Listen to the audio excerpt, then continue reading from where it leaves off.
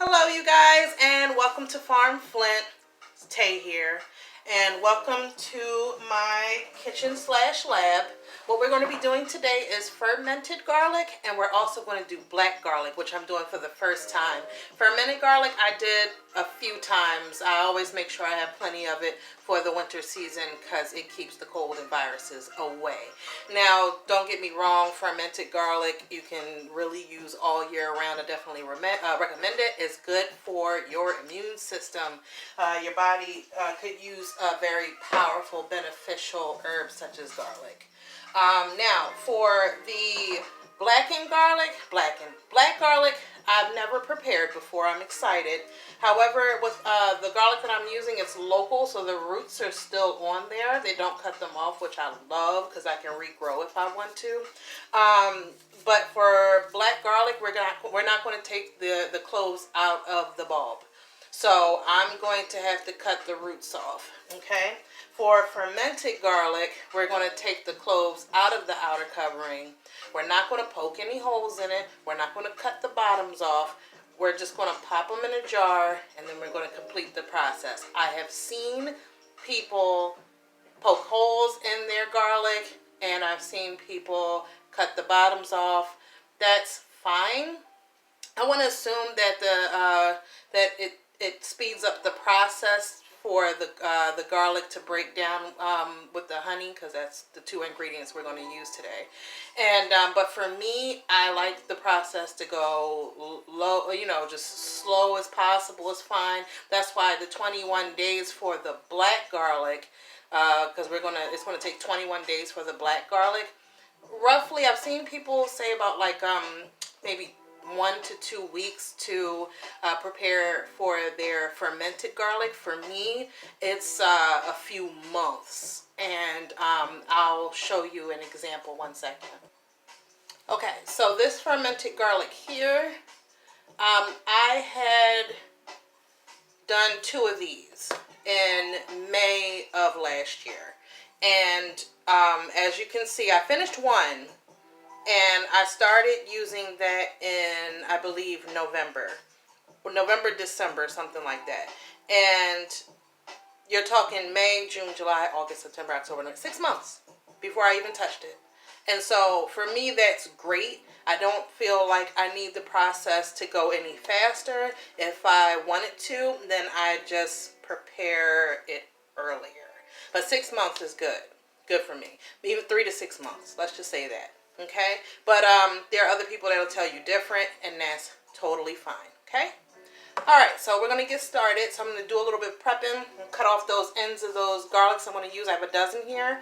Garlics, pretty sure that's not how it goes, but anyway, I'm gonna cut the garlic for the black garlic that we're gonna prepare, and then we're going to just start with the black garlic, and then we're going to work our way to the fermented garlic. All this is really easy. Black garlic, it's just the garlic for your ingredients. For the fermented garlic, it's just 2 ingredients. This is crazy. But both garlic in the end is going to be so good. I'm so excited. Okay, so 1 second.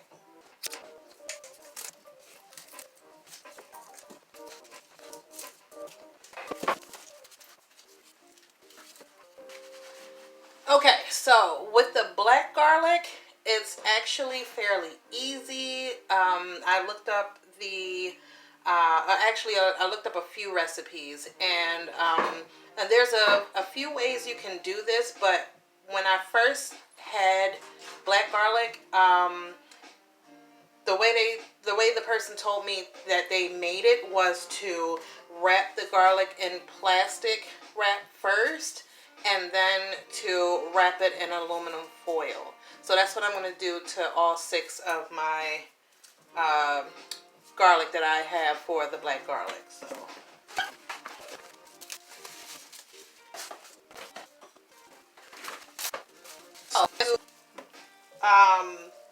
See here, I have my slow cooker, and which I love because, with my team winning the championship, we going to the Super Bowl. And if you don't know who I'm talking about, you can spell it out. Eagles. Eagles. Okay, enough. All right, so I have my slow cooker, and so what we do with the black garlic, we set the cooker on to warm, and we let that go for 21 days. Can you believe that? So I'm gonna finish wrapping these guys up. I don't know if I'm calling myself preheating, but yeah, let's just say I'm preheating the slow cooker to warm, and I'm gonna finish wrapping up the rest of this garlic.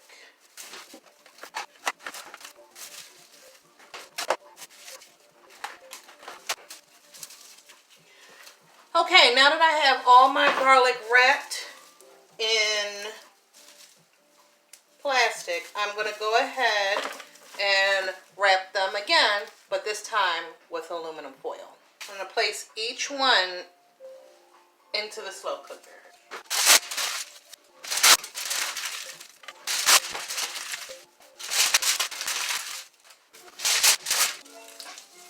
Alright, so this is the last one going in. See if I can get it in there. It's a really small one. Okay, got them all in there. Now all I need is my lid, and we're good to go.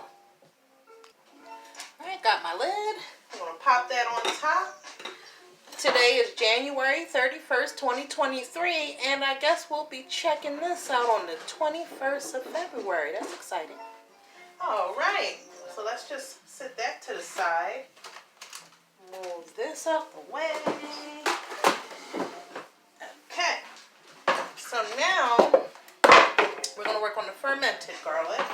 Alright, so, but I'm going to show you a really easy way to get the outer covering of the clove off. Now, I've seen in a TikTok video, this guy showed me that you can take a knife, a small knife, poke it into the clove, and the clove comes right out. I'm not going to experiment with that right now because I don't want to poke holes in anything.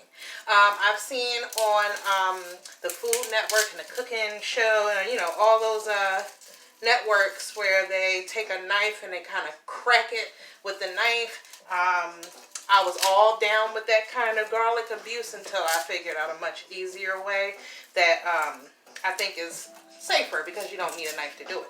Okay, so here is a clove that is perfectly covered.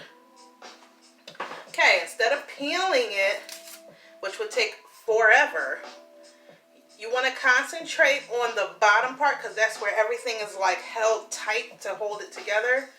All right, and you just want to pinch them at both ends like this, and slowly, you'll hear the cracking, but you just want to like kind of gently but with force without tearing it, and you want to hear that popping and cracking sound, and then all you have to do is find where the crack happened and it easily comes off.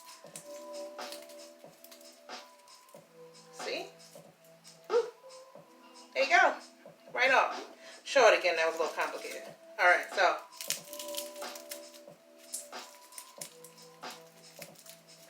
comes right off. All you have to do is just snap it off of the surface. I made a mess, but that's okay. I just wanted to be able to show you that it comes off easier than a lot of people make it out to be. You don't have to smash it with a knife. You just do the little crackle thing, twist it a little back and forth until you hear those snaps. Done. Okay, so I'm down to my last garlic, and I just wanted to go over a couple of things like why I choose to use local garlic and local honey. I prefer local produce over supermarket produce, and not entirely because I do get some of my produce from the supermarket, but it's usually the stuff that I have here in season, like the winter. It's just really like carrots, potatoes, beets. You can still get things like kale, definitely garlic, because I think in the spring you get spring garlic, which is the green sprout that comes out of the garlic bulb that's in the ground. So they sell that too, and it's really good. But I like to keep things seasonal and local because it's less travel, less maintenance, and you can talk with your local farmers about how they grow stuff, and so that's really important to me. Also, local honey. Especially if you have allergies or you have children that have allergies, a partner, family members, friends, people you care about, and you want them to, all naturally prevent those allergies from messing with them, especially, when it's the pollen really. So, the bees, they eat that pollen, and in turn, their honey, if you consume it, will help you to rid yourself of those allergies that you get every year. So consider that when you're going through terrible allergic reactions, if you have asthma. So, and I think fermented garlic would be a good addition to your pantry for those in your household who have respiratory issues, okay? So I have one more clove to go, and I just want to also show you, as you'll see me putting some of these coverings, these pieces, into this bowl, because what I do is I have an onion juice recipe that I make that I use in a lot of my, not a whole lot of my hair applications, but a few of them. And so give me 1 second, I'll show you what I have. I have to freeze it because I don't want it to go bad, but hold on. Okay, and I put the date on here, but it went away after a couple uses. So I made this about a couple months ago, and you see that it's like kind of a reddish. That's because I used some red onion as well in there. Well, actually, mostly just the red of this, because I tend to use white onion morely in my onion juice recipes, but you can use any onion. It's super powerful, and it helps with hair growth. I know I mentioned in my sweet potato deep conditioner video, check that out by the way, it's on my YouTube channel. I used a little bit of this in my sweet potato recipe. I think I used about like 1 or 2 cups or something like that, and it helped me like develop a hairline that I didn't know that my scalp was missing. But it also helped, I didn't mention this in the video because I wasn't thinking about it, but when I was suffering from my thyroid disease, I had to take radioactive iodine to shut my thyroid down. Now, as of right now, my thyroid is operating at normal, and that's because recipes like this and others, of course, help me to heal. And so, but the radiation from the radioactive iodine gave me like these really small, like nothing more bigger than the tip of my pinky, so it can kind of go unnoticed, but I noticed it. But it was like a few spots that were bald in my on my head. It was really sad, even though it was like hardly detectable still. But using the recipe for the and mind you, in my onion juice you use garlic and onion. So and both of them being from the allium family, and they are just like green onion, scallions, chives, your regular bulb looking onions, and garlic. They're all a part of the allium family. And do your research on that. There's a lot of powerful remedies that people use for onion and garlic. That is, it's not just black garlic. It's not just fermented garlic. People make like cough syrup out of onion. So look into that. All natural stuff. And it does the job way better than any store-bought stuff can. It's meant for your body. Our bodies are made from the earth. Keep that in mind. Put the earth back in your body. It's important. Okay, so this I'm going to put with my other collection of coverings. And I'm going to show you how much garlic we yielded from those 6, having to take them all out. Oh my gosh. Wasn't a problem though. It was really easy. Be right back. Okay, so I gave them a quick rinse. And this is what I have. I counted them out. There's 31 cloves. And what I'm going to do is I'm going to pop them into this jar. And I'm pretty sure this is the jar I used for the last one I made. And so, open it up first. And then, so you just basically want to fill the jar. Such a simple thing. I mean, cutting them or poking holes in them just makes the job harder. But like I said, these people who do that probably want their garlic to break down faster so they can consume it faster. Hey, and if you need it, you got to do what you got to do. But I already have my backup, and so I'm just making sure that I have one to back up this backup. Okay, so that's like more than half the jar. And here's my local honey. And what I love is that they put like the season and the year on there. Oh, that's so helpful. Oh, I love when people do things. So yeah, so I like my honey to be super dark, and usually I think it's always been in the fall that it's like I always get like the fall edition because it's always like the darkest one. I've gotten like spring and summer in there. They're much lighter. They look like your run-of-the-mill honey. Okay, so that wasn't too hard to open. So we're just going to fill it all the way to the top, allowing everything, all the garlic to be submerged in the honey. Okay?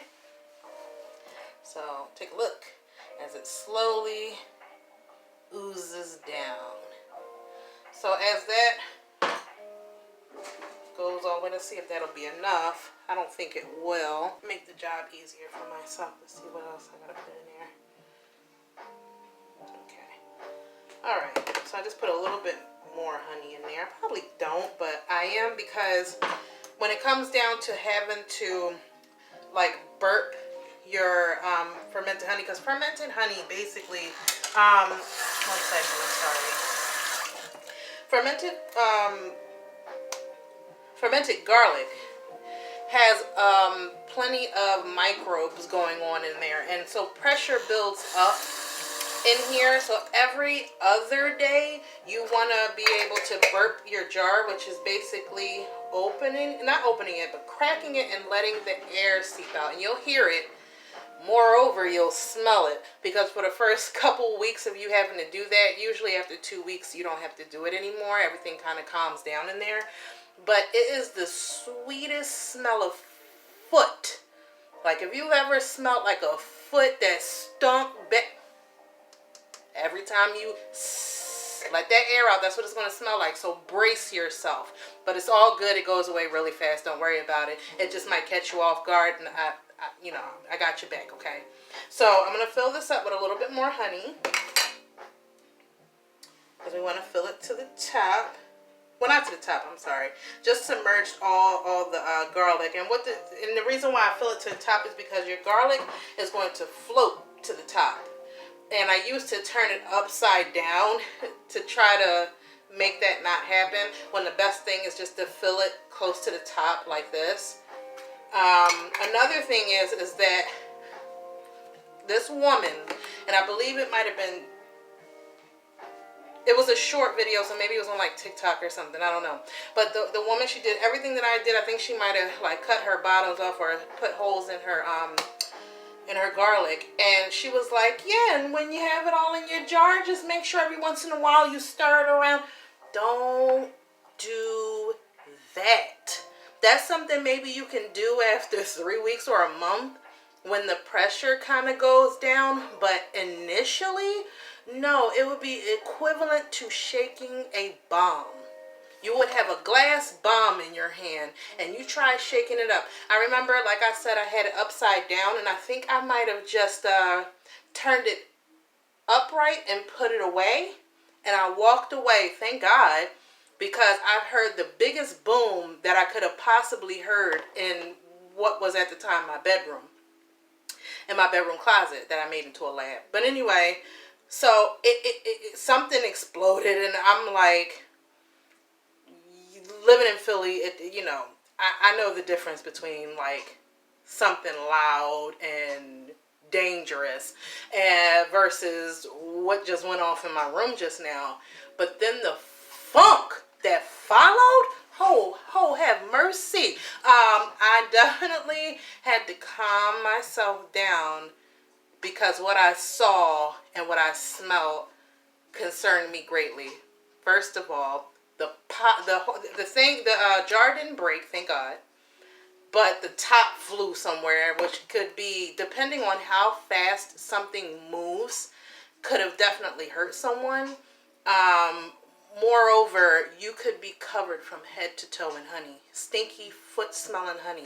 And basically in my, what was it, like a walk-in closet, there was honey on the ceiling and it was just oozing down. And when something like that happens to you, you either freak out or you do what I do, which is just calm down, realize you have some work to do, and deal with it. Do not stir. Don't do that. Don't ever do that. You want to carefully